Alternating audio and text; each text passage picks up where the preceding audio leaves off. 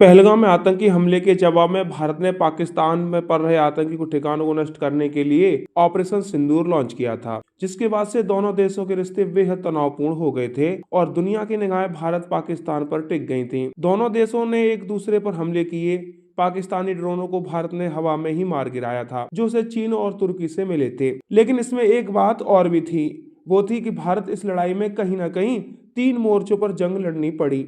अगर हम गहराई से देखें तो भारत को पाकिस्तान के साथ साथ चीन और तुर्की का सामना करना पड़ा था। लेकिन चाहे परिणाम कुछ भी रहे हों, लेकिन भारत का पलड़ा इस लड़ाई में भारी रहा। लेकिन आपको बता दें कि भारत को इस झड़प में बहुत कुछ सीखने को भी मिला, जिसके बाद से भारत अब अपनी सेना को और मजबूत करने में लग गया है। लेकिन अब सवाल ये आता है कि अगर दोनों देश अगर एक हफ्ते तक लगातार लड़ते तो क्या परमाणु युद्ध का खतरा पैदा हो सकता था? क्योंकि पाकिस्तान 1998 से ही परमाणु संपन्न देश है और भारत को हमेशा परमाणु हमले की धमकी भी देता रहता है। आखिर इतनी बड़ी लड़ाई आखिर शांत कैसे हुई? अमेरिका के राष्ट्रपति ट्रंप ने कहा था कि उन्होंने भारत और पाकिस्तान की जंग में सुलह करवाई थी। इस बात में कितनी सच्चाई है कि ये लड़ाई ट्रंप के बीच में आने से रुक गई थी? ट्रंप ने कहा था कि अगर ये युद्ध नहीं रोका तो हम व्यापार पर बातचीत नहीं करेंगे, इसलिए तुमको ये संघर्ष रोकना होगा, और वो मान भी गए थे। तो चलिए आइए समझते हैं कि आखिर ट्रंप की इस बात में कितनी सच्चाई है। दरअसल 10 मई को युद्ध विराम लागू हुआ था, जिसके बाद से ट्रंप ने दावा किया था कि उन्होंने दोनों देशों के बीच सुलह कराई है। हालांकि भारत ने साफ किया था कि यह निर्णय सीधा सैन्य वार्ता के जरिए हुआ और इसमें किसी तीसरे पक्ष की कोई भूमिका नहीं थी।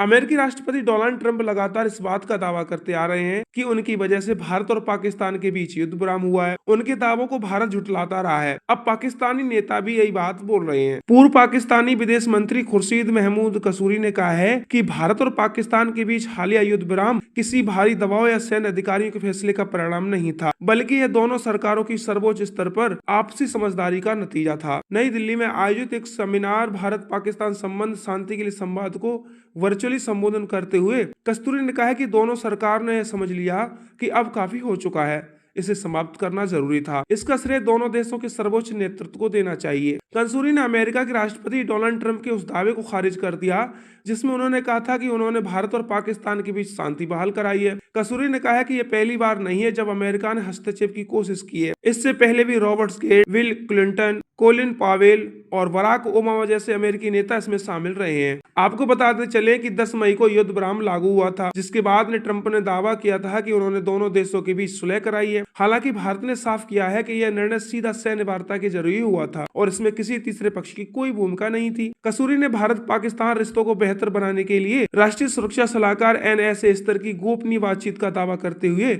इसका समर्थन किया है। उन्होंने कहा था कि अगर NSA स्तर पर अगर बातचीत संभव नहीं तो कोई ऐसा व्यक्ति जो दोनों प्रधानमंत्रियों का भरोसेमंद हो, उन्हें अगला युद्ध रोकने के उद्देश्य से वार्ता करनी चाहिए। जम्मू कश्मीर के नेशनल कॉन्फ्रेंस विधायक तनवीर सादिक ने कहा कि भले ही अभी बातचीत के लिए माहौल अनुकूल न हो, लेकिन भारत और पाकिस्तान के बीच संवाद अनिवार्य है। उन्होंने कहा कि क्या बातचीत के लिए सही समय है? शायद नहीं, लेकिन क्या बातचीत जरूरी है? बिल्कुल हाँ। उन्होंने बिना किसी देश का नाम लिए कहा है कि भारत और पाकिस्तान किसी मित्र देश की मदद से बातचीत की मेज पर लाना होगा, क्योंकि अकेले बैठकर दोनों देश समाधान नहीं निकाल सकते। वहीं पाकिस्तान में भारत के उच्चायुक्त रहे TCA राघवन ने कहा कि भारत पाकिस्तान संबंधों की वर्तमान स्थिति कोई नई बात नहीं है, बल्कि ये कई दशकों तक चली आ रही एक ढांचागत समस्या है। उन्होंने कहा कि पिछले 35 वर्षों में इस समस्या का केंद्र बिंदु आतंकवाद रहा है। इसका कोई एक हल नहीं है, इसे या तो सहन करना होगा या इसके आसपास समाधान ढूंढना होगा। उन्होंने ये भी कहा कि 20 साल पहले पाकिस्तान में इस समस्या को लेकर ज्यादा समझ थी, जब तत्कालीन राष्ट्रपति परवेज मुशर्रफ ने भारत को भरोसा दिलाया था कि वह आतंकवाद को राजनीतिक हथियार के तौर पर नहीं इस्तेमाल करेंगे।